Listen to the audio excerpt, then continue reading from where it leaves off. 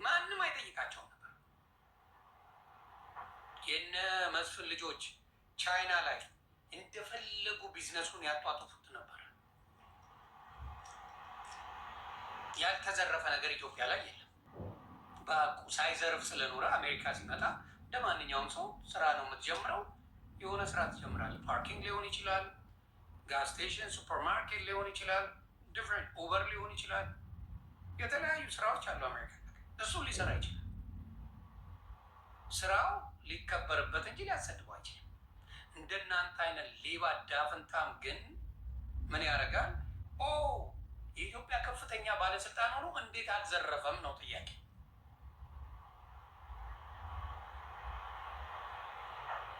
ተጓባ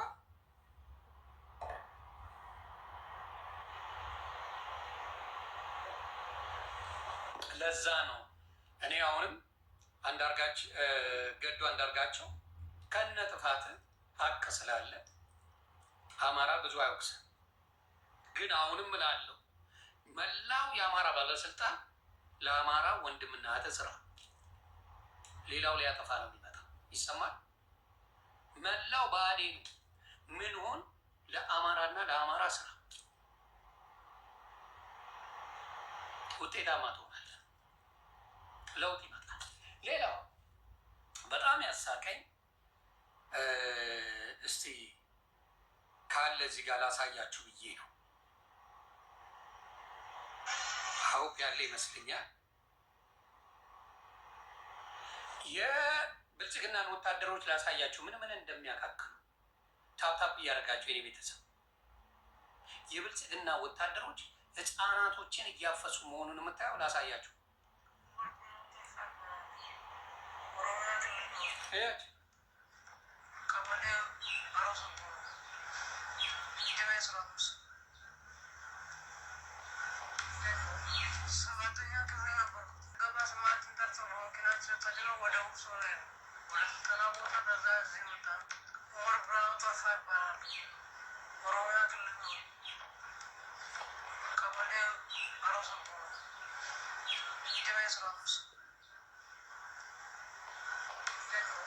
ሰባተኛ ክፍል ነበርኩት። ከዛ ብዬ ወደ ትምህርት ቤት ስትሄድ ስማችን ተመዝግቡ ግቡ ብለን ካርድ ወስጄ ገባሁ። ከዛ ካርድ ወስጄ ገባ ስማችን ጠርተው በመኪናችን ተጭነው ወደ ውሶ ነው። 15 ዓመት ልጅ መሳሪያ አሸክመው አፍሰው ይልኳቸዋል። ወንድሙን እንዲገድል ይልኩታል። የገዛ ወንድምን ግደል ብሎ የ15 ዓመት የ16 ዓመት ይልካል። እንግዲህ እግዚአብሔር ያሳያችሁ እና ሲያዙ ምታያሉ። አሁንም የምላችሁ ወደፊት በዚሁ ከቀጠለ ምንም አይነት ብልጽግና ጥሩ ነገር ላይ ይደርሳል ብዬ አላስብም። ጥሩ ነገር ላይ ይደርሳል ብዬ አላስብም። ህዝብን በዚህ ደረጃ በድላችሁ፣ ህዝብን በዚህ ደረጃ አስለቅሳችሁ ብልጽግና ጥሩ ነገር ላይ ትደርሳላችሁ ማለት ዘበት።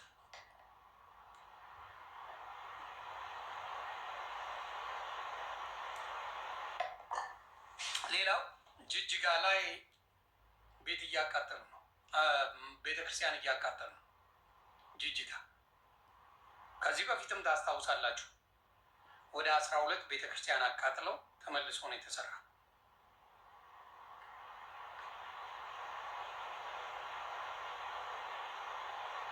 እንግዲህ ጅጅጋ ላይ ቤተክርስቲያን እየተቃጠለ ነው። ወለጋ ላይ አማራ ጭፍጨፋ የምታዩት ነው። ከወለጋ ያደርጋሉ። ከዛ ደግሞ ወለጋ ሲነቃ አርሲ ይመጣሉ፣ አርሲ ያርዳሉ። ከዛ አርሲ ሲጨርሱ ደግሞ ሲነቃ ወለጋ ይሄዳሉ። እያመላለሱ አማራውን ቤተክርስቲያኑን፣ አማራውን ቤተክርስቲያኑን እያደረጉ ይጨርሳሉ።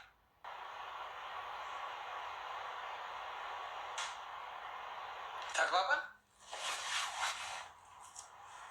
ስለዚህ ሰው የሚታገለው ዝም ብሎ አይደለም።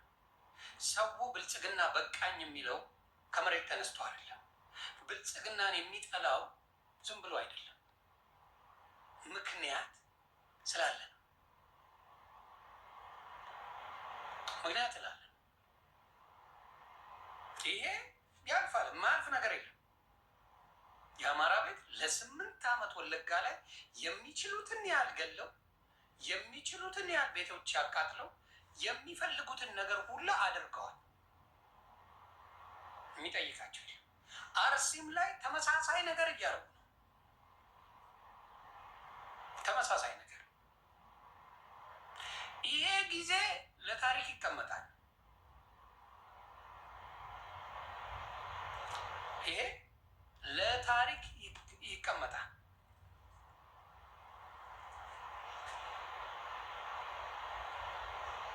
ለታሪክ ይቀመጣል። አይቀርም። በአይናችን ያየነው ነው። በአይናችን ተነግሮን አይደለም፣ ሰምተን በአይናችን በቪዲዮ ራሳቸው እየቀረጹ ራሳቸው እሱን አይደለም አደባባይ ላይ ራሳቸው ሲተራረዱ በአይናችን አይተናል። ራሳቸው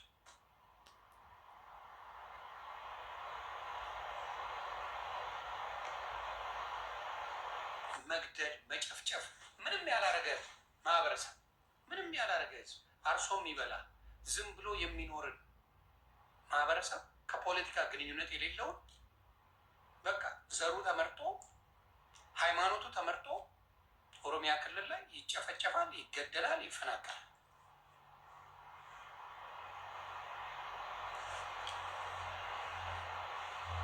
ይህንን ነው የሚሰሩት። መግደል፣ መጨፍጨፍ፣ ማቃጠል አይረኩም። ራሱ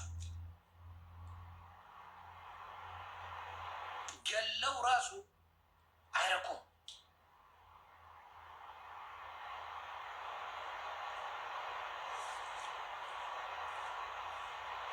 ተግባባ።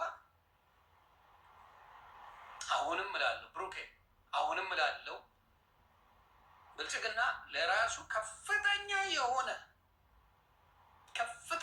ጠላት በራሱ ላይ እያመጣ የሌላ ሀገር እንኳን ጠላት ቢኖር ብልጽግናን ለማትረፍ የሚመጣ ብዙ ኢትዮጵያውያን የሉ።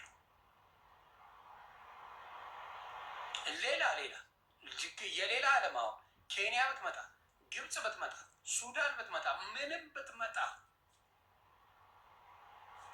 ብልጽግናን ላድን ብሎ የሚዋጋ አንድም ኢትዮጵያ እንደሌለ ማሳያ። እኔ የሚያስፈራኝ እቺ ቃል ደጋግሜ እየተናገርኳት ነው። ሀብንም ታደርጋለች። መከላከያው ራሱ አፈሙዙን ወደ ብልጽግና የሚያዞር ይመስለኛል። እቺን ቃል እንዳትረሷት። መከላከያው ራሱ አፈሙዙን ወደ ብልጽግና የሚያዞርበት ጊዜ ሩቅ አይሆንም። አካሄዳቸው ከፋፊ ስለሆነ፣ ኑሮ ከፋፊ ስለሆነ፣ ብዙ ነገር ላይ ችግሩ ስላሉ አፈሙዙን ወደዛ የሚያዞሩበት ጊዜ ከባድ ይሆናል ብዬ አላስብም።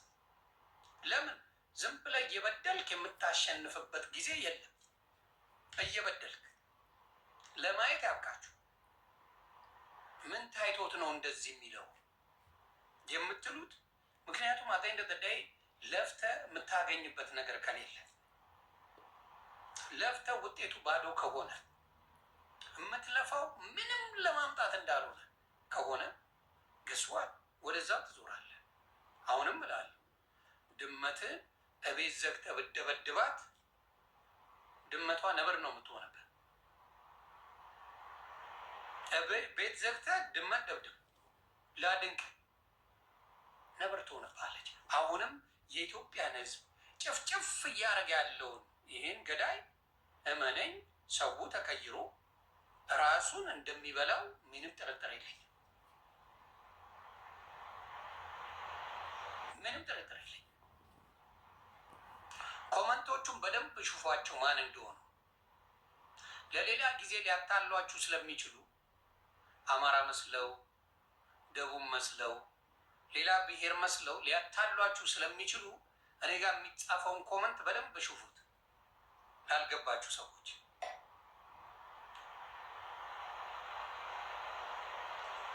በደንብ ቢዋቸው። ሌላ ቦታ ገብተው ወዳጅ መስለው አስተያየት ሲሰጡ ታያላችሁ። ማን እንደሆኑ በደንብ እዚህ ጋር ይኸው። ምክንያቱም እኔ ነኝ እንትን የማስበክለው፣ እኔ ነኝ ስስብለታቸው ምነካውና ሳያስቡት ይጽፋሉ። ቹቹ እንዴት ና አባቴ ሳያስቡት ጭንብላቸውን ይገልጻሉ። ጭንብላቸውን ይገልጻሉ።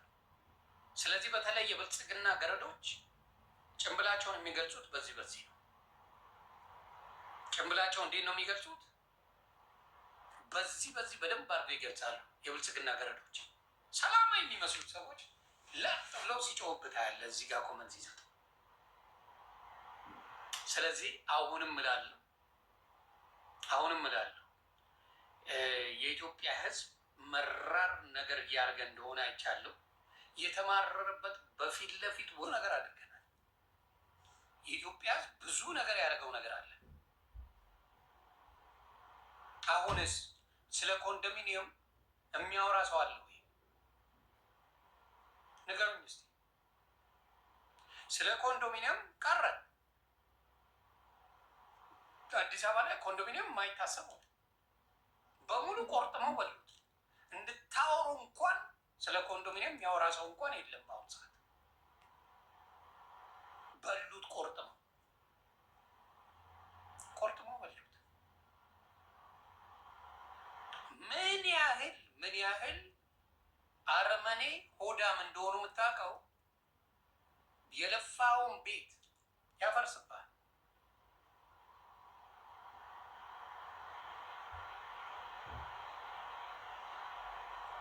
ይሄንን ነው ይኸው። አሁን በጣም በሚገርም ሁኔታ አሁንም እላለሁ እነሱ የሚያስቡት እና እኛ የምናስበው ኮምፕሊት ላይ አይገናኝ፣ ምንም አይገናኝ። ምንም ሀገርን ሊያለማ የሚችለው እንዴ ለስንት ፐርሰንቱ ነው? ኢትዮጵያ ገበሬ ከ50% በላይ ገበሬ ነው። ለገበሬው ማዳበሪያ መስጠት ነው ለኢትዮጵያ የሚጠቅማት ወይ ዝም ብለህ የብልጭልጭ መብራት አድርገህ መንገድ እንትን ማለት የቱ ነው የሚጠቅመው? እንደ አንድ መሪ ትልቅ መሪ ካሰብን የቱ ነው ለኢትዮጵያ የሚጠቅመው? ባለ ነገር በሙሉ ማዳበሪያ ገዝተህ ህዝቡ እንዲያርስ የእርሻ እቃ የእርሻ ትራክተር ምን ገዝተህ ነው ማሳረስ ያለብን ማሰራት ያለብን? እናንተ ጨርሶ ገበሬ ትገላላችሁ፣ እርሻ ታቃጥላላችሁ። ከዛ በቢሊየን ብር አውጥታችሁ ፕሮፓጋንዳ ታሰራላችሁ። ፕሮፓጋንዳ የኢትዮጵያ ህዝብ እየተራበ እኛ በስንዴ ከአፍሪካ በቁጥር ቅርብ ነን፣ 2ኛ 3ኛ ነን ስንዴ በመላክ። ኢትዮጵያ ላይ ስንዴ የለም። ለአፍሪካ በመላክ ለውጭ በመላክ ግን እኛ ነን ትልቁን ድርሻ የምንወስደው። እግዚአብሔር ያሳያችሁ፣ እግዚአብሔር ያሳይ። የለም የሚበላ ኢትዮጵያ ላይ የለም። ከአፍሪካ ግን ትልቅ ነን ተብሎ ይነገርንላል። ይህን ያህል የደከመ ማንነት ነው ያለው። ሌላ ካላንደር ሊቀየር ቋንቋ ራሱን ቀይር ብለው ሲወያዩ ትዝ ሲላቸው ለካ ሁሉም የሚግባቡት በአማርኛ ሆኖ ተገኘ። ተቀየረ። ምንድን ነው የምትለኝ ቹቹ? ምን ሊሆን ዓመተ ምህረት በምን ተቀየረ?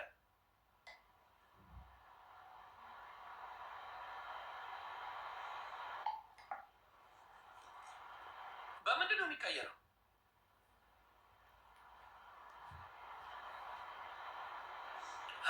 ቹቹ ቀስያ ማብራት የኢትዮጵያ ካላንደር በማ የቻይናው የራሱ ዓመተ ምህረት አለው እኮ፣ የህንዱ የራሱ አለው፣ የተለያዩ ሀገሮች የራሳቸው አለ እኮ። እስቲ በውስጥ ላከልኝ ቹቹ ልካልኛ ላኩል ልበለኛ ከላክልኝ ላክልኝ። ቋንቋ ተቀየረ። አሚን ካላንደር የኢትዮጵያ ዓመተ ምህረት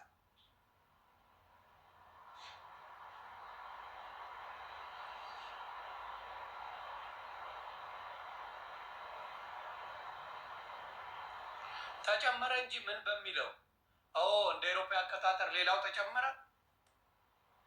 ይኸውላችሁ ለምን እንዳልሆነ እንኳን አይገባቸውም እነዚህ ሰገጥ ዝምባ። ልንገርህ ብልጽግና ለምን እንደሆነ እንኳን ልንገራችሁ። ሌሎቹ በብዛት በአውሮፓ አቆጣጠር የሚቆጥሩት ኮሎናይዝ ስለሆኑ ነው። ይሰማል? እናንተ ደነዝ ይሰማል?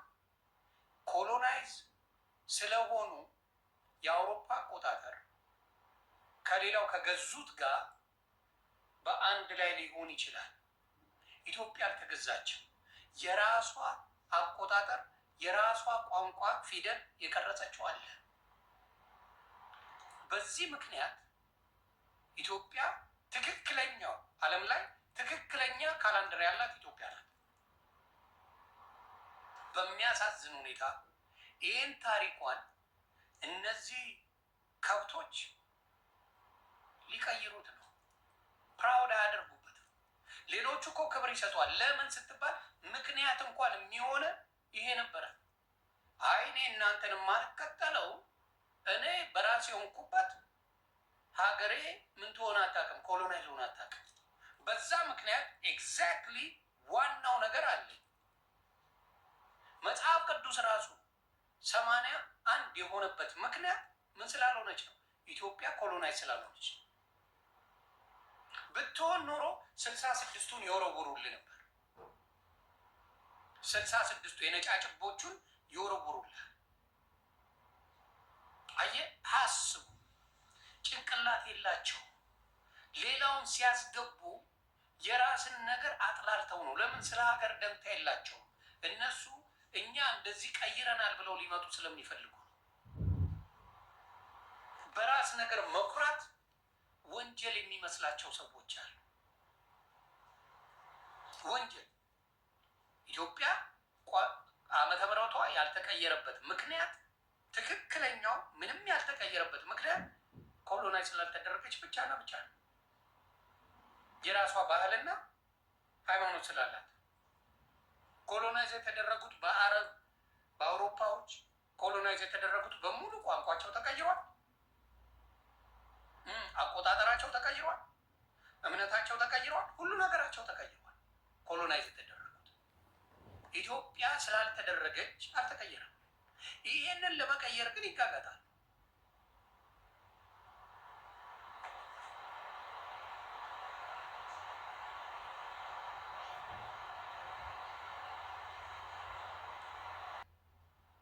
ባጎረስኩ እጄን ተነቀስኩ ነው። አንዳንዴ ኦርቶዶክስ ይበልሽ ነው። ኦርቶዶክስ ለሁሉም አዛኝ፣ ተቆርቋሪ፣ ፍትህ ፈላጊ ሆና ትመጣለች።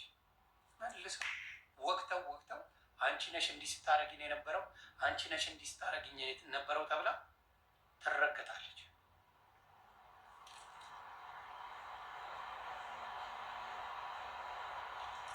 እነሱ አያዝኑልህ። ምንም የሚያዝኑት ነገር የለም። ምንም አያዝኑልህም ሌሎቹ። ኦርቶዶክስ ግን በምታየው መልኩ አረ ምን ችግር አለው እንደዚህ ቢያደርጉ፣ ምን ችግር አለው እንደዚህ ቢሆን፣ ምን ችግር አለው እንደዚህ ቢሆን ይላል። ከዛስ መልሰው ዓመተ ምሕረቷ ኢትዮጵያ ናት። እያንዳንዱ ከመስከረም ጀምሮ ተርጉማል። ከመስከረም እስከ ጳጉሜ ድረስ ትርጉም ያለው ነገር ነው። በሙሉ ስሙ ራሱ መስከረም፣ ጥቅምት፣ ህዳር፣ ታህሳስ እየተባለ ትርጉም በደንብ ያለው ነገር ነው።